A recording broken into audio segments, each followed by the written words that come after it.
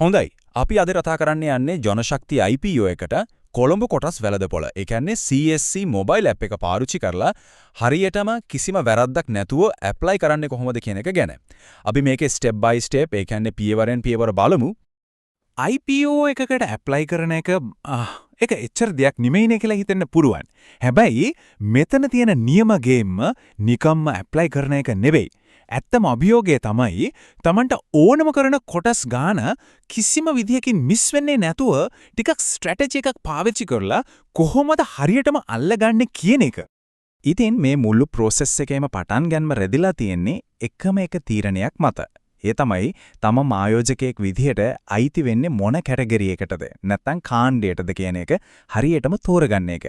ඇත්තටම කිව්වොත් ඇප් එක ඕපන් කරන්නත් කලින් ගන්න ඕන වැදගත්ම තීරණය තමයි මේක. හරි එහෙනම් අපි වැඩේට බහිමු. මේ තමයි අපි කතා කරන්න යන දේවල්. ස්ට්‍රැටජි එකේ ඉඳලා ෂෙයා ඇලොට්මන්ට් එක තේරුම් අරන චෙක්ලිස්ට් එක බලලා ඇප් එකේ ස්ටෙප්ස් ටික බලලා අන්තිමට සබ්මිට් කරන කම්ම ඔක්කොම අපි කවර් කරනවා. හරි පළවෙනි එක ජනශක්ති IPO ස්ට්‍රැටජි එක. ආයෝජකයෙක් විදිහට තමන් කවුද? බලන්න හැම දෙයකටම කලින් අපි හරියටම තේරුම් ගන්න ඕන මේ IPO එකේ ආයෝජකයන්ව මොන වගේ කැටගරිස් වලට එහෙම නැත්නම් කාණ්ඩ වලට බෙදලාද තියෙන්නේ කියන එක. ඒක තමයි පළවෙනිම ස්ටෙප් එක. ප්‍රොස්පෙක්ටස් එකේ ඒ කියන්නේ විස්තර පත්‍රිකාවේ හැටියට අයදුම්කරුවන්ව මේ පැහැදිලි කැටගරිස් 4කට තමයි බෙදලා තියෙන්නේ. non retail, retail, unit trust සහ ජනශක්ති ගෲප් එකේ සේවකයන්. මෙතන තියෙන වැදගත්ම දේ තමයි මේ හැම කැටගරි එකකටම නිශ්චිත ෂෙයා ප්‍රමාණයක් වෙන් කරලා තියෙන එක.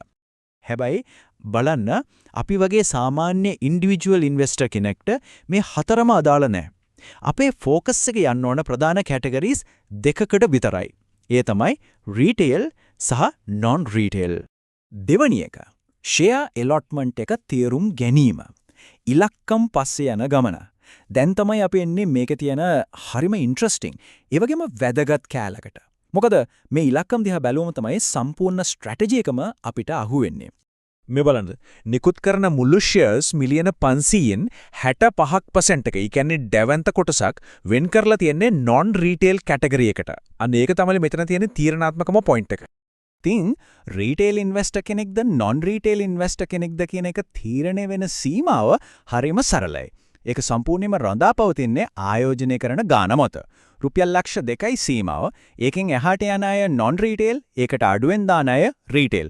ඔන්න ඒක තමයි මෙතන තියෙන මැජික් නම්බර් එක. ඒ කියන්නේ මෙතන තියෙන ස්ට්‍රැටජි එක දැන් පැහැදිලි නේද?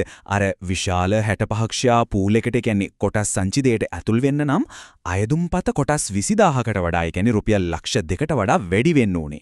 පොඩි ගාණක් වැඩිපුර ආයෝජනය කරලා ගොඩක් දෙනෙක් නැති ෂෙයාර්ස් ගොඩක් තියෙන පැත්තට යන්න පුළුවන් වෙනවා. හොඳයි. තුන්වෙනි කොටස.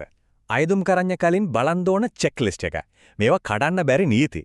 හරි දැන් අපි යමු ඇප්ලිකේෂන් එක දාන්න කලින් අනිවාර්යයෙන්ම හරියට තියාගන්න ඕන දේවල් ටිකට. මොකද මෙතන වෙන පොඩි වැරද්දකින් උනත් මුළු ඇප්ලිකේෂන් එකම රිජෙක්ට් වෙන්න ලොකු ඉඩක් තියෙනවා. මුලින්ම පේමන්ට් එක. ඇප් එකේ වැඩ පටන් ගන්න කලින් සල්ලි දාන්න ඕන මේ කමර්ෂල් බැංක් ෆොරෙන් බ්‍රාන්ච් එකේ තියෙන account එකට. account number එක 11.0.77.38.1. මේ details ටික හරියටම හරිද කියලා දෙපාරක් check කරගන්න එක ගොඩක්ම වැදගත්.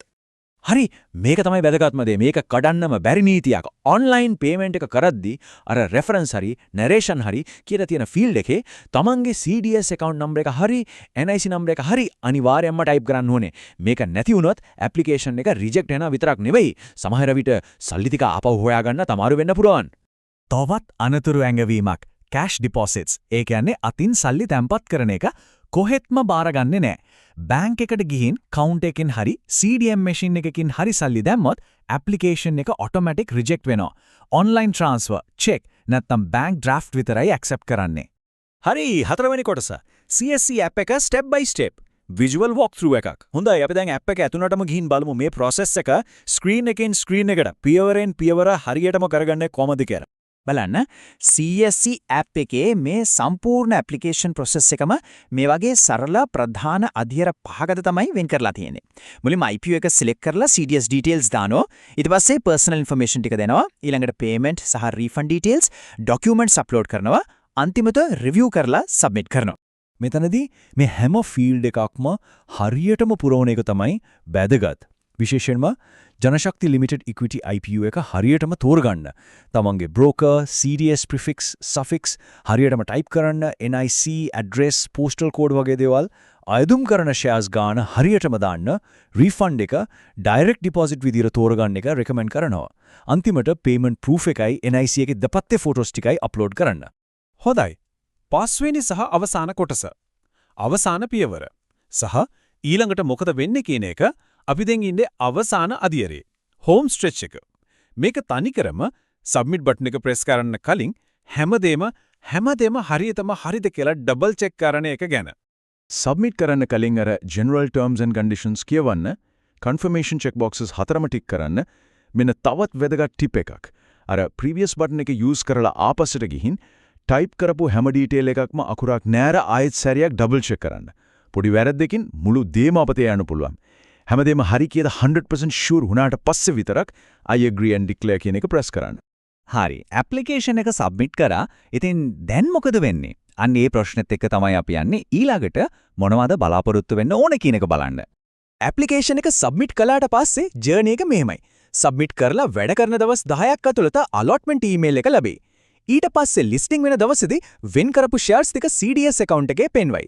කොටස් ලැබුණේ නැත්නම් ඒකට අදාළ refund එකත් ඒකට පස්සේ process වෙනවා. ඉතින් මේ timeline එකෙන් පැහැදිලි නේද? ඊළඟට වෙන දේ දැන් ඉතින් මුළු process එකම පැහැදිලි. හැබැයි මම අහන්නම් මෙහෙම ප්‍රශ්නයක්. IPO එකක් over subscribed වුණොත්, ඒ කියන්නේ ඉල්ලුම සැපයුම ඉක්මවලා ගියොත් කොටස් ලැබෙනවද නැද්ද කියන එක තීරණය කරන ප්‍රධානම සාධකය මොකක් වේද? ඇප්ලිකේෂන් එකේ ලොකුකමද නැත්නම් ඒක සබ්මිට් කරන ස්පීඩ් එකද? මේක මේ ටෙක්නිකල් process එකකින් එහාට ගිහින් මාකට් එකේ ඩයිනමික්ස් ගැන ගැඹුරින් හිතන්න ඉඩ දෙන ප්‍රශ්නයක්.